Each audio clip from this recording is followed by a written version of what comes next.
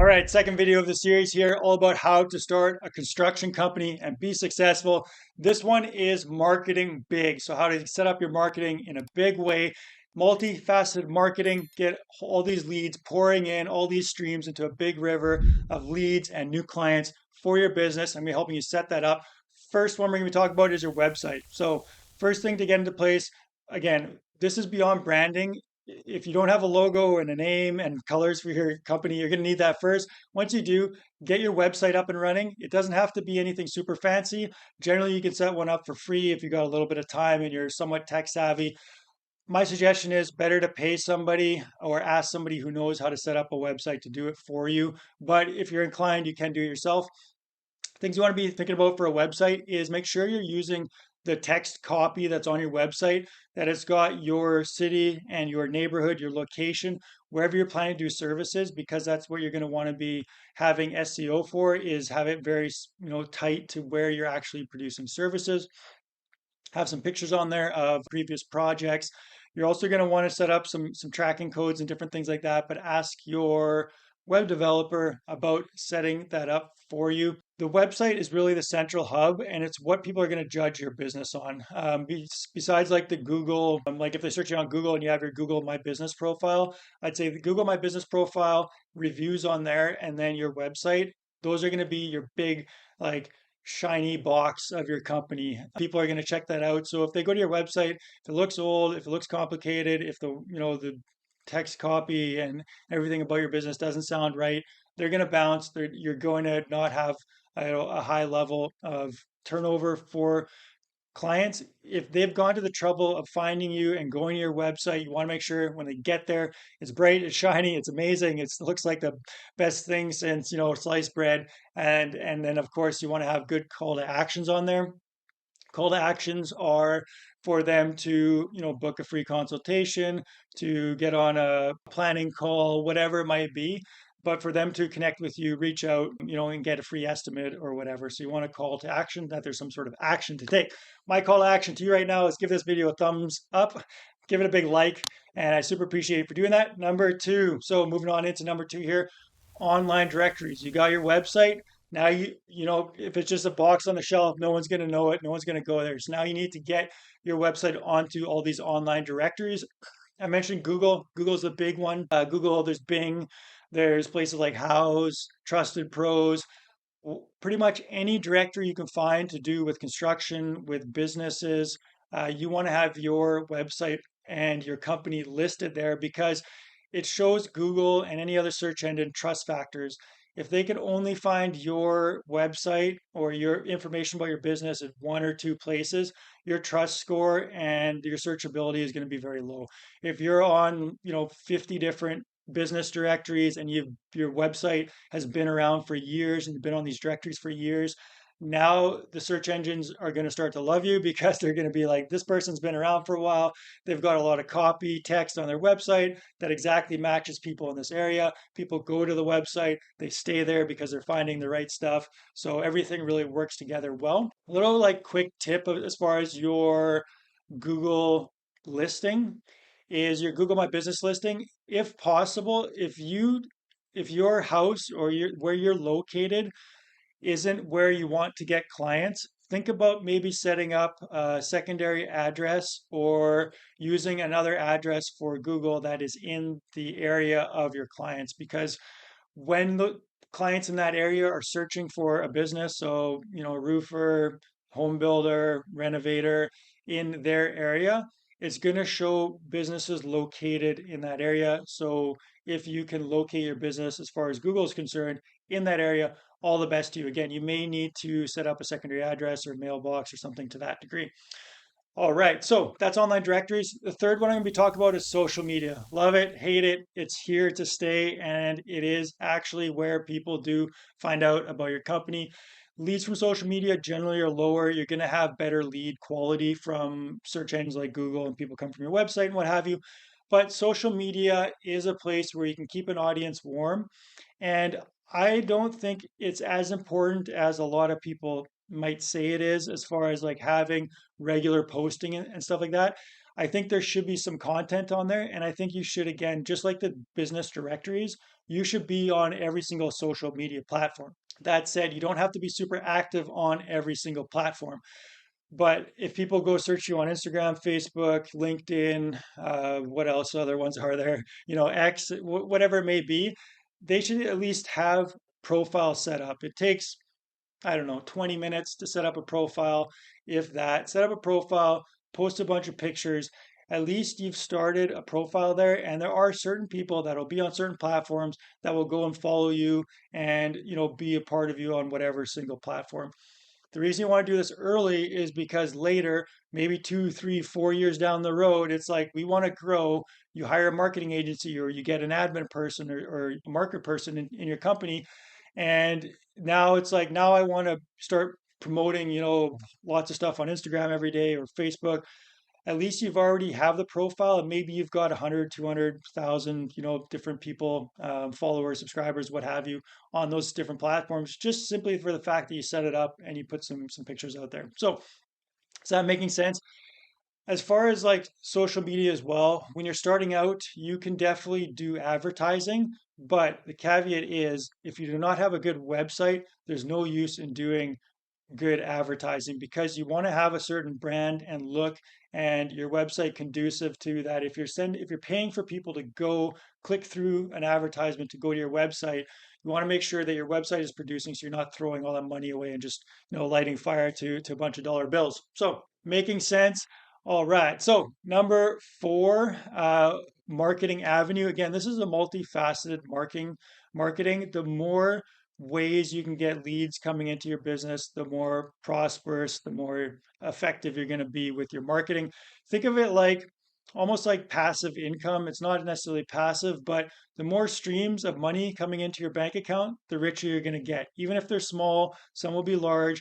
That is the way to think about marketing. Even if you only get, a small amount of leads from here or there, and maybe you've got like a main driver, so maybe it is social media, or maybe it is online directories or paid ads.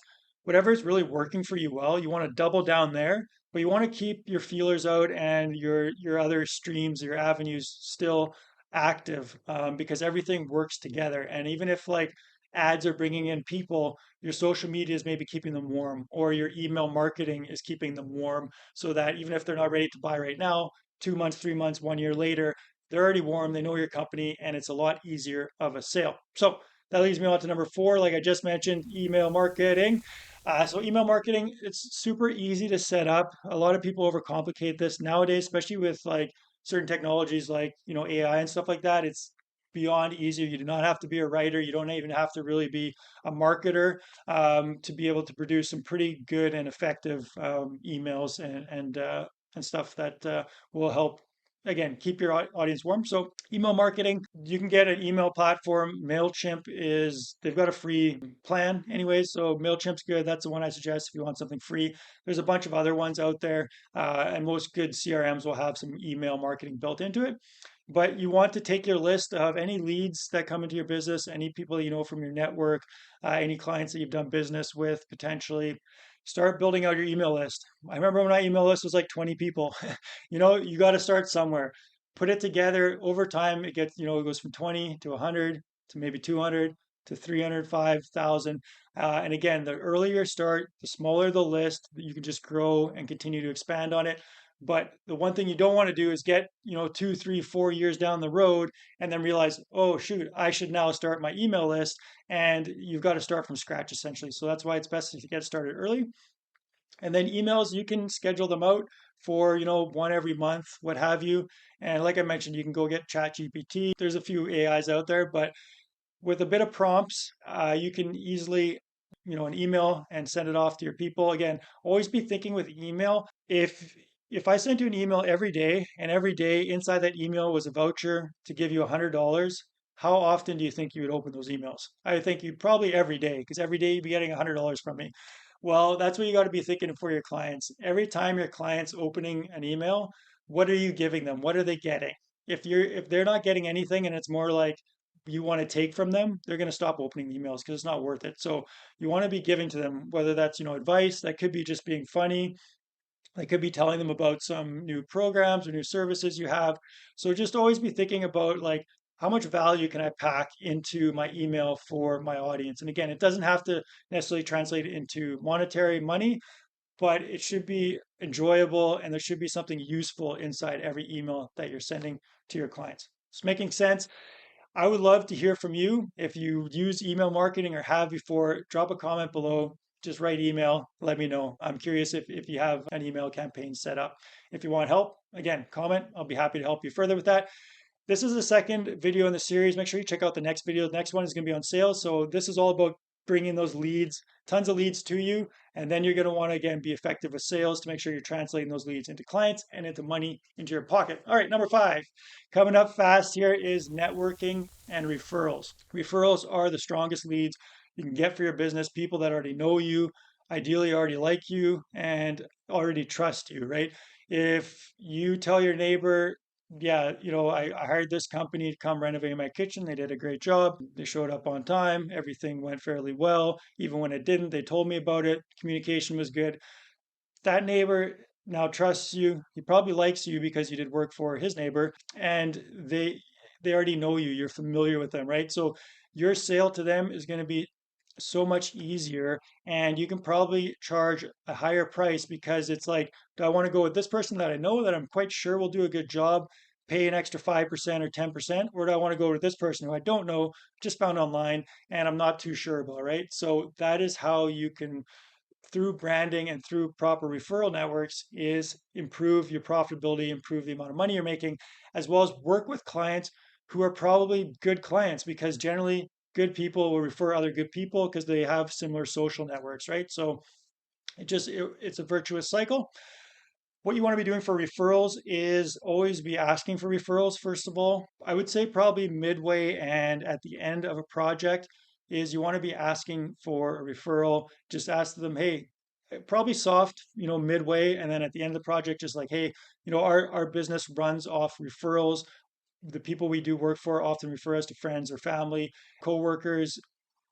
We have some availability in about 2 to 3 months. So just wondering if you know anybody who I could maybe connect with, or you'd want to connect with me who may be considering, doing some whatever service that they need from you. If they say no, that's fine, no worries. But at least you planted that seed in their brain that you appreciate referrals, you'll do a good job for referrals, and then give them a process to follow if they do find someone. Often they'll just leave it like, yeah, just let them contact me or send me an email or whatever.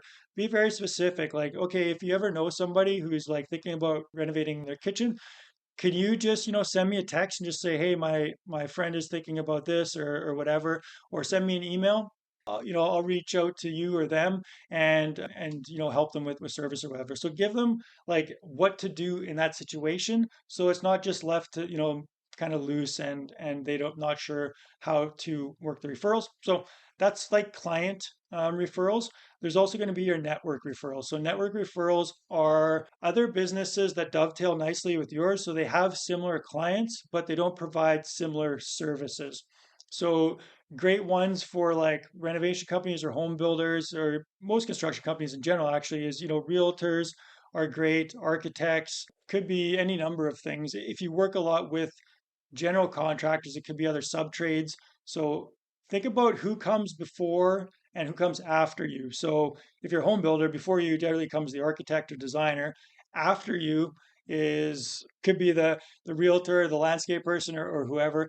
If you're like an electrician, maybe the carpenter, and after you is, the drywall or whatever. So those are the good people to know, because they are going to be closest to your customer, but also closest to the customer in the point of time when they need your service. So getting a little, ahead of the ball there. But networking, huge. Build up your referral network and always get more people interested in your company. And again, provide referrals for people is the best way to get referrals. So that is that. Number 6. So what I've mentioned so far, a lot of it's online stuff, and there is still a lot of offline marketing that is effective today, even though everyone talks about, doing ads, or, lead magnets, or whatever it may be, all these, fancy things. But offline is still super effective because it's personal and it sticks with people a lot better. So easy ways to get offline marketing is door hangers. So if you're working at a property, have a bunch of door hangers in your truck, or have the guys have it in the trailer, or what have you. Walk the block. So wherever you're working, walk the block, put a door hanger on every door. Something like, hey, we're working in your neighborhood. While we're here, we can provide any free estimate for you if you're thinking of, any of these few services that you offer. Something to that regard. It tells them, hey, you're local. You provide a free estimate. Give them a reason to contact you. And then what you want to do is couple that with signs. So make sure you always got a sign in the front lawn or of the building or the property wherever you're working. You want to have good business cards, decals on your vehicles so that they will see your door hanger, they see your sign, they see your truck parked out front. You're hitting them with multiple touch points of like, hey, this person's local, they're working over there. I've seen their sign, seen their door hanger. Maybe now I checked out their website because they're gonna, want to check you out. Now they feel comfortable calling you. If they just see one thing like just your truck go by, probably not gonna, care about it. So have all those in order. And then other things are like, shirts, hats, hoodies, jackets. So anything to do with, apparel. Deck your guys out, deck yourself out, make sure they're always, billboards for the company and looking good. So, all right. That is number six. We got seven and eight coming at you. Still with me here? I know this is a big list, but you get all of these working together and just work on one per week. Take 1 week to figure out one thing and then next week to figure out the other. Within 2 months, you're going to have a really large built out marketing engine bringing you leads every day. So the seventh one that I'm going to mention is one that is definitely not utilized very rarely, and it can make a big difference, especially when you're starting your construction company. It's very important. And that is have a party. Have a backyard barbecue, rent, a rec center if you need to, have a day at the park and set up some tables with some barbecues or whatever. Invite all your friends, invite all your family, have a starting my business party. So how cool would that be? You've got, your sign out there or the banner, starting XYZ contracting company, come get a hot dog or a steak or whatever you want to go do, go all out. And again, invite all your friends and family. It's going to be a wonderful experience for everybody. You're going to be able to see everybody and they're all going to know, hey, Johnny's starting a new business, and he invited me out. See all these other people. And now who are they going to tell? Their neighbors, their friends, people at work, whoever. Now you've just created a really large referral network and everybody knows that, you're in business, you're starting a business, they're going to want to support and help you. So go have a party. It's going to be fun and you're going to get business from it. What better thing could there be? All right. So the last thing I'm going to mention here is going to tie all of this together into one critical piece of advice, and that is get a CRM. It's a client relationship management software. This is super important because, like I've mentioned, you've got these seven different things. There's a lot more that you could do, but hey, I'm keeping it simple. I'm giving you the most effective right off the bat. Having a good CRM to have where all your clients, all your leads are in, where your marketing can go out, where you can do your social media from them. A good CRM will be able to produce pretty much everything that you need that I've mentioned so far and keep track of everybody, have reminders, have reach outs, have a whole bunch of different things that just keep the engine running and know exactly where people are in the sales pipeline so that you're not wasting leads, so that your leads aren't dropping off, so you're keeping everything nurtured. Super important. If you're looking for a good free option to get started, there's HubSpot. That's the one I would suggest. There is some other free options, I believe, out there. Haven't tested too many out, but just have a CRM.